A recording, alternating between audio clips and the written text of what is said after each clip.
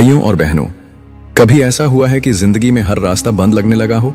दुआ भी करो, नमाज भी पढ़ो, लेकिन हालात सुधरने के बजाय और बिगड़ते जाएं।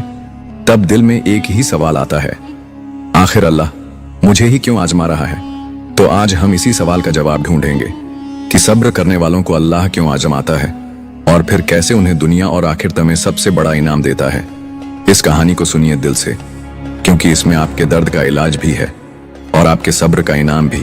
अल्लाह ताला फरमाता है, क्या लोग ये सोचते हैं कि सिर्फ इतना कह देने से कि हम ईमान लाए उन्हें छोड़ दिया जाएगा और उनकी आजमाइश नहीं होगी?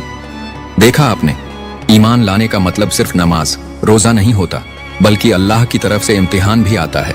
कोई अपने बच्चों की बीमारी में आजमाया जाता है, कोई रोजगार के बंद दरवाजों से, कोई रिश्तों के टूटने से और कोई अपनी तन्हाई से, लेकिन सबके पीछे एक ही चीज होती है, अल्लाह का इम्तिहान।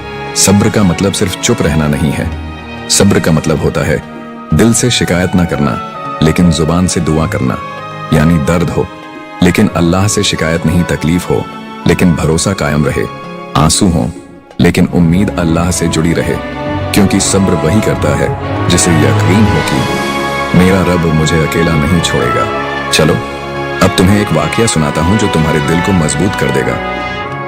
हजरत अय्यूब अलैहिस्सलाम, एक वक्त था जब उनके पास दौलत भी थी, सेहत भी थी, बच्चे भी थे, लेकिन अल्लाह ने उन्हें आजमाया। सारा माल चला गया, बच्चे भी दुनिया से चले गए और उनका जिस्म बीमारी से भर गया। सोचो जरा, जिस शख्स को लोग हाथ लगाना पसंद करते थे वही इतने बीमार हो गए कि लोग नजदीक तक नहीं आते थे।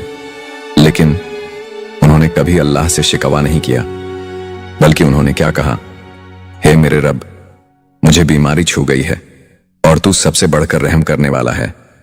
और फिर अल्लाह ने उन्हें सेहत भी लौटा दी, दौलत भी और बच्चे भी। यानी सब्र का इनाम ऐसा दिया कि दुनिया देखती रह गई। कुरान में अल्लाह फरमाता है, सब्र करने वालों को बगैर हिसाब के अज्र मिलेगा। सोचो जरा, जिस दिन सब लोग अपना हिसाब दे रहे होंगे, तुम्हें बगैर किसी सवाल जवाब के जन्नत में दाखिल किया जाएगा। क्यों? क्योंकि तुमने दुनिया में सब्र किया था, लोगों की बातें सुनी थी, हालात से लड़े थे और फिर भी अल्लाह से उम्मीद रखी थी। हंसे।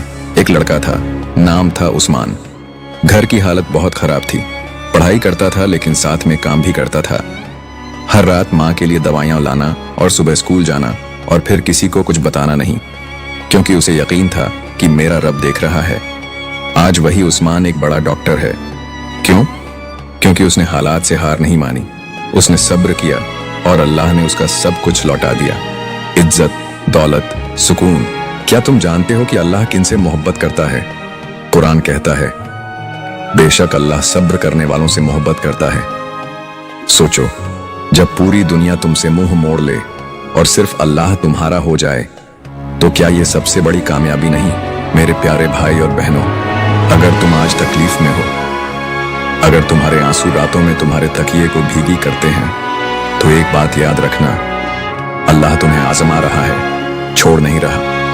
वो तुम्हें ऊंचाई देने से पहले तुम्हें झुकना सिखा रहा है, ताकि जब वो तुम्हें ऊपर उठाए तुम घमंडी ना बनो बल्कि शुक्र करने वाले बनो। इसलिए सब्र करो, रोते हुए भी मुस्कुराओ, क्योंकि तुम्हारा रब तुम्हारे सब्र का फल तैयार कर रहा है। दुनिया में भी देगा और आखिरत में जन्नत का घर भी देगा। कभी अल्लाह से मत कटो, क्योंकि वही सबसे बड़ा इनाम है। अगर ये बात दिल में लगी हो तो इसे अपने दोस्तों तक जरूर पहुंचाओ, शायद किसी की टूटी उम्मीद इससे जुड़ जाए। अल्लाह हमें सब्र करने वालों में शामिल करे और हर तकलीफ के बदले जन्नत अता करे। आमीन।